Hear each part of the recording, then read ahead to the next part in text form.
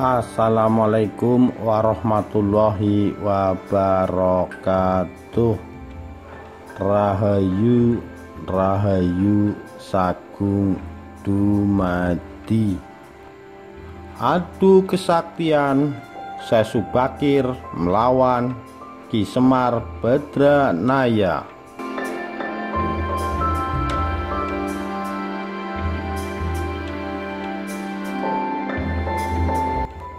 Ditulis oleh Saputra, 23 Januari 2020.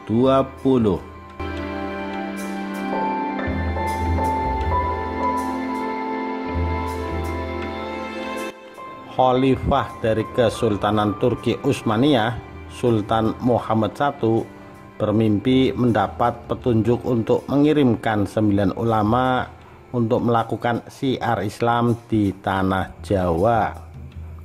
Jumlah ulama harus tetap 9. Jika ada yang wafat atau kembali, maka harus segera digantikan oleh ulama yang lain. Tapi apa daya, walau telah beberapa kali mengirimkan utusan, namun para ulama selalu saja mengalami kegagalan. Betapa tidak, selain masih merupakan hutan belantara yang dihuni oleh makhluk halus dan jin-jin jahat yang memiliki kesaktian tinggi, masyarakat tanah Jawa memegang teguh kepercayaan yang selama ini dianutnya. Oleh sebab itu, banyak ulama bahkan pemeluk agama Islam yang menjadi korban, sehingga syiar Islam pun praktis terhambat. Hingga pada suatu hari, salah seorang ulama asal Persia yang bernama Syekh Subakir diutus untuk menangani berbagai masalah gaib yang selama ini menghalangi syiar Islam di tanah Jawa. Menurut babat tanah Jawa, Syekh Subakir membawa batu hitam dari Arab yang telah dirajah. Batu yang dikenal dengan nama Rajah Aji Kalacakra ditanam di tengah-tengah tanah Jawa, tepatnya di puncak Gunung Tidar yang diyakini merupakan pakunya Pulau Jawa. Akibatnya sangat luar biasa. Kekuatan yang memancar dari batu hitam itu menimbulkan gejolak.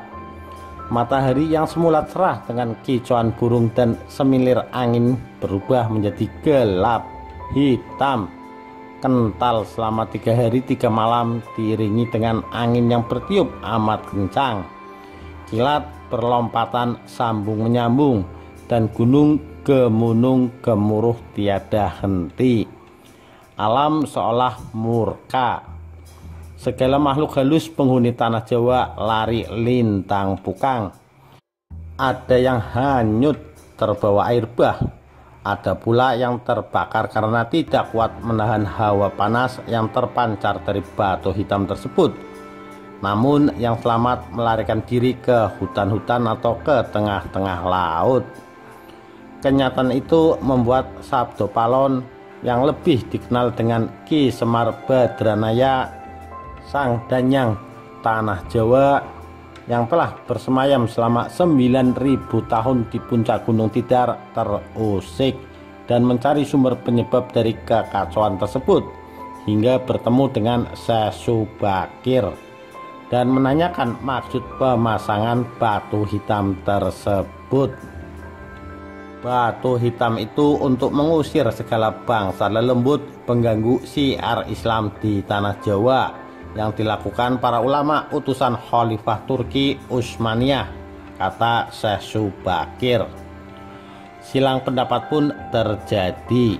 Tidak hanya perdebatan, adu kesaktian pun berlangsung di antara keduanya, yang konon terjadi selama 40 hari 40 malam. Karena tak ada yang kalah dan tak ada yang menang, maka terjadilah kesepakatan di antara keduanya.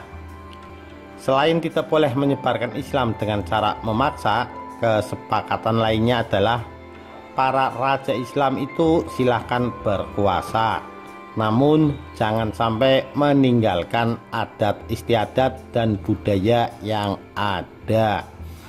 Silakan kembangkan ajaran Islam sesuai dengan kitab yang diakuinya.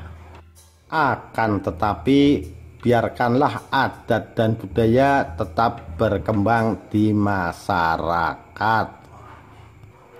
Sementara dari versi yang lain, pembersihan Gunung Tidar yang dilakukan oleh Syekh Subakir menggunakan tombak Kyai Panjang.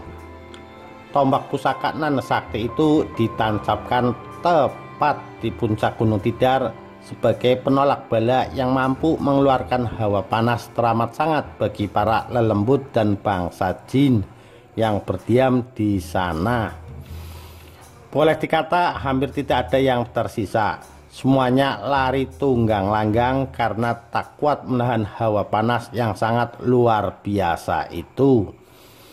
Sebagian ada yang melarikan diri ke Alas Roban, sebagian lainnya ke Gunung Serandil, bahkan ada pula yang lari ke arah timur dan sampai sekarang masih menempat di daerah di Gunung Merapi yang oleh sebagian masyarakat sampai sekarang diyakini merupakan daerah yang angker. Sejak itu siar Islam di tanah Jawa yang dilakukan oleh Wali Songo periode pertama berjalan dengan lancar. Sampai sekarang tombak tersebut masih dijaga oleh masyarakat dan ditempatkan di puncak Gunung Tidar yang belakangan lebih dikenal dengan nama Makam Tombak Kyai Panjang. Selanjutnya nama Syekh Subakir sebagai penumbal tanah Jawa pun menjadi legenda, terutama di kalangan para penghayat ilmu-ilmu gaib, pendekar, bangsawan, bahkan masyarakat luas. Mereka terkesan sangat mendewakan ulama asal Persia tersebut untuk mencegah hal-hal yang tidak diinginkan, khususnya menjaga akidah umat Islam. Maka sekitar tahun 1462 Masehi, Syekh Subakir pun kembali ke negaranya, Persia. Tujuannya sangat jelas. Selain tugasnya untuk membersihkan tanah Jawa dari berbagai gangguan lelembut sudah selesai, ia juga berharap agar manusia kembali kepada tauhid yang benar. Hanya satu yang layak disembah, yaitu Allah. Pada akhirnya perjuangan Syekh Subakir diteruskan oleh para wali songo yang selanjutnya, diantaranya Sunan Ampel, Sunan Bonang, Sunan Kalijaga, dan lain-lainnya. Demikian kisah adu kesaktian Syekh Subakir dengan Ki Semar Badranaya. Sekian, terima kasih. Wassalamualaikum warahmatullahi wabarakatuh. Rahayu, Rahayu, Sagung Dumadi.